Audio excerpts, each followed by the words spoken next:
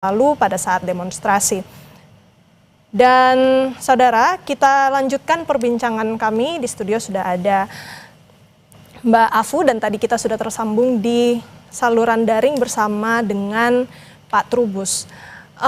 Kita berbicara juga Mbak Afu mengenai tensi yang ada di masyarakat. Saya rasa secara umum memang tensi itu masih ada di beberapa daerah, namun memang pemerintah nampaknya sudah menurunkan operasi-operasi untuk berpatroli dan tentu untuk menenangkan massa.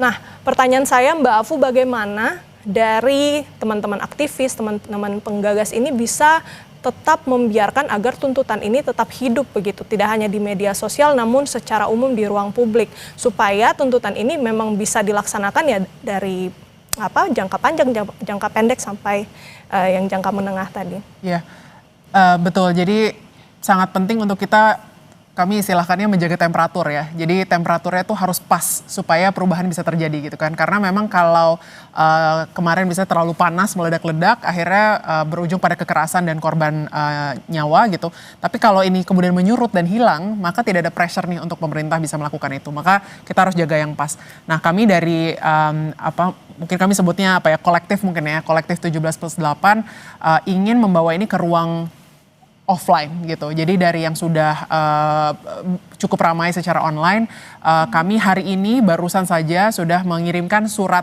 resmi ke pimpinan DPR. Jadi dengan surat resmi dan daftar organisasi atau kolektif yang terlibat di belakangnya juga sudah dilengkapi di suratnya, dan kami tunggu respon dari mungkin kami mulai dari DPR dulu memang gitu ya, dari apakah itu pimpinan DPR, ketua DPR atau para ketua fraksi yang ada yang bisa merespon atau berkenan untuk merespon bertemu gitu. Karena dari kemarin excuse-nya itu kan para pendemo tidak mau ditemui secara langsung misalnya, atau para pendemo hanya ingin di luar tapi tidak mau masuk. Nah, sekarang kita pastikan tidak ada excuse gitu, karena kita memang dengan damai menulis permintaannya apa, kita kirimkan secara formal juga sesuai dengan prosedur yang dibutuhkan.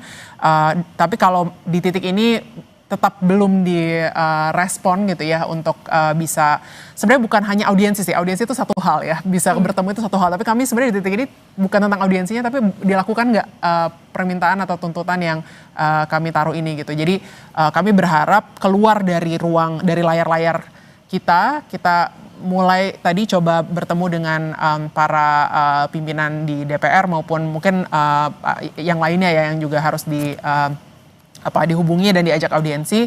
Tapi juga yang lebih penting, saya kira ini jadi ruang baru, momentum baru untuk para masyarakat sipil untuk berkonsolidasi. Jadi selama ini masyarakat sipil perjuangannya cukup masing-masing berdasarkan isu, tapi tidak sebagai gerakan sosial yang menyeluruh gitu.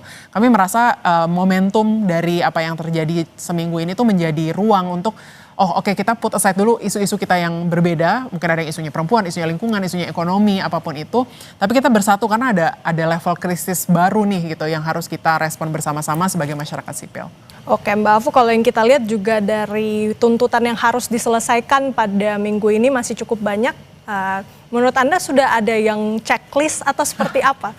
Kemarin ketika Pak Presiden Prabowo melakukan press conference ya, sempat dibahas atau ada himbauan kepada para pimpinan politik untuk melakukan memproses lah anggota-anggota DPR-nya yang bermasalah, kemudian juga diajak dialog katanya. Mari yang mau dialog, mari dialog. Nah, itu kita tunggu kelanjutannya, siapa yang diajak dialog, terbuka atau tidak, apakah mewakili tuntutan yang rakyat mau atau setidaknya mewakili berbagai golongan berbeda gitu.